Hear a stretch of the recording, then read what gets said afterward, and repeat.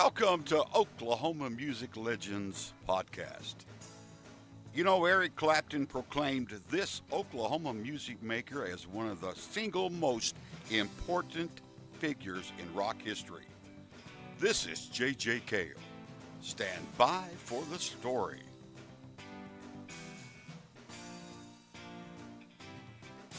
John Weldon Cale, while born in Oklahoma City in 1938, grew up in Tulsa.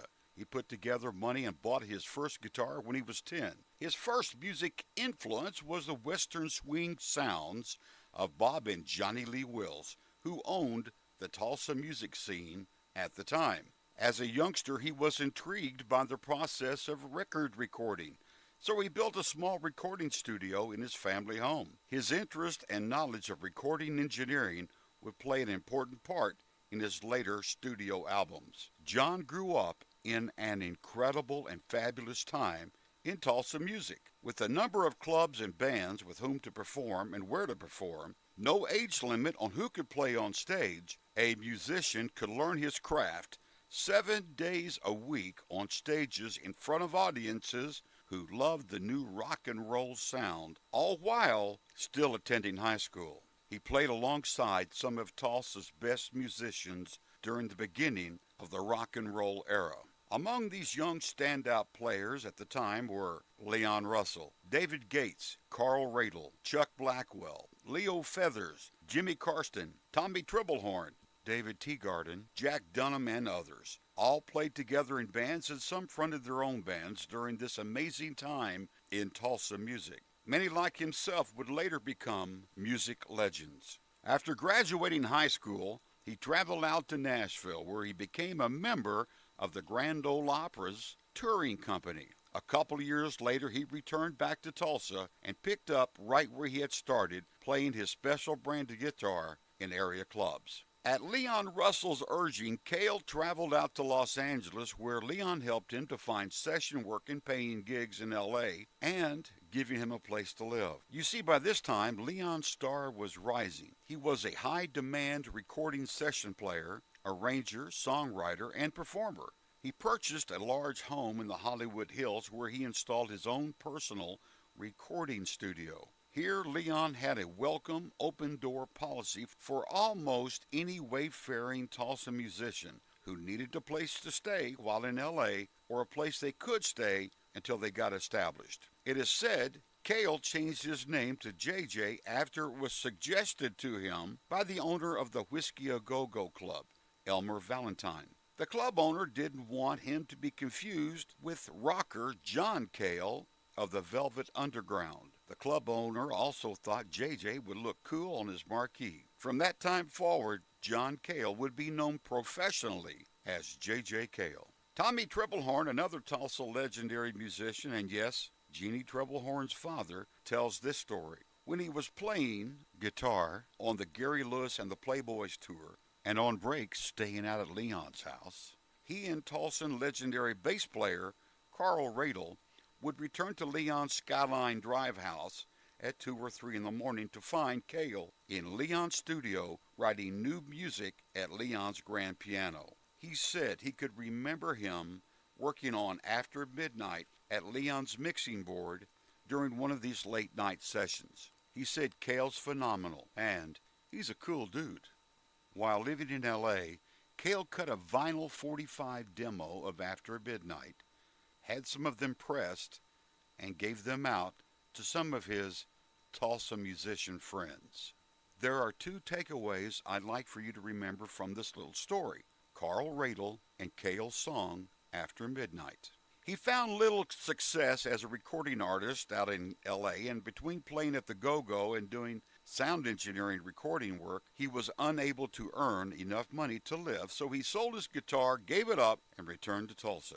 Dale Shipman of the Shipman Brothers Band shared this story. In 68 or 69, a guy who just came in one night and asked could he sit in with our band. His name was JJ Cale, but we knew him as Johnny Cale. He told us he'd been out in California writing some songs and he wanted to play in a band again to get his fingers in shape. He was more than welcome on our stage. He would sit on a bar stool, play his guitar, but he refused to sing. He played with us every night for 3 or 4 months. Then one night, Shipman said, he just didn't show up. He disappeared. We found out later Eric Clapton had released JJ's song After Midnight on his debut album. Now here's the backstory. Carl Radle was playing bass during the Clapton recording session. He suggested to Eric to take a listen to Cale's demo of After Midnight. Eric loved the tune, and well, you know how that turned out. On Clapton's debut album,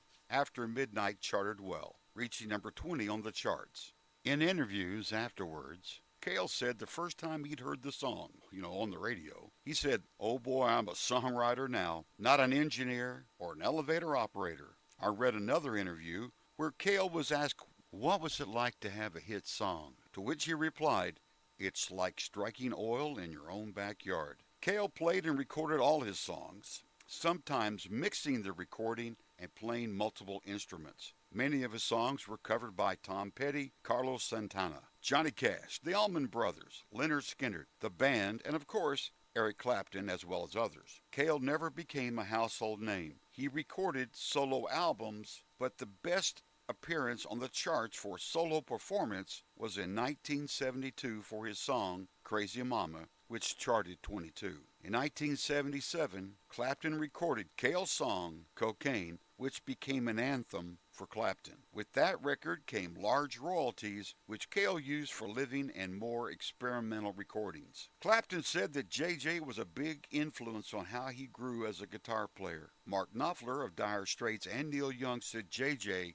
was a big influence on them. Neil Young wrote in his autobiography he considered Jimi Hendrix and JJ Cale the very best electric guitar players he had ever heard. The 2006 album he did with Clapton, The Road to Escondido, won both acclaim and a Grammy for Best Contemporary Blues Album. Cale said of the award, however, he might put it on the mantle, but he'll probably just leave it in the box. Cale never sought the limelight. He was happy to be in the background, write his songs, or be in the studio recording, experimenting, pushing the limits of his studio talents. While he did an annual tour to promote an album through the 80s, he never considered himself a performer, but rather a musician. JJ became a recluse of sorts. He had moved to a home outside of Nashville to write, record, and do some sessions work. He said it was important enough to him to be far enough outside of Nashville to discourage drop-by visitors.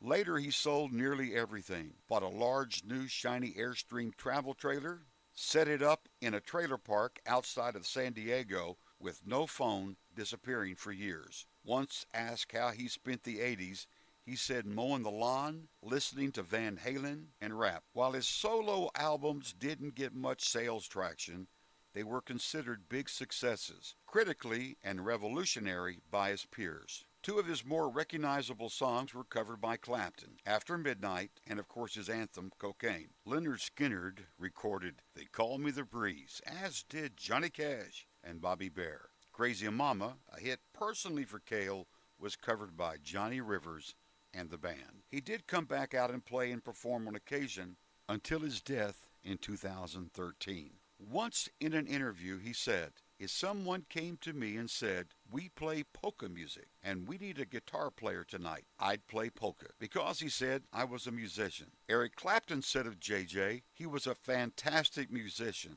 and he was my hero. This Oklahoma music maker was a legendary musician. You've been listening to Oklahoma Music Legends.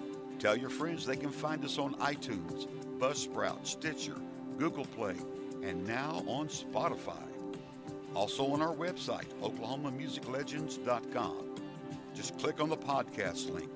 And while you're there, you can choose from all of our podcasts. Look at our growing picture gallery. Please like our Oklahoma Music Legends Facebook page. For Oklahoma Music Legends, I'm Tommy Henshaw. Thanks for listening.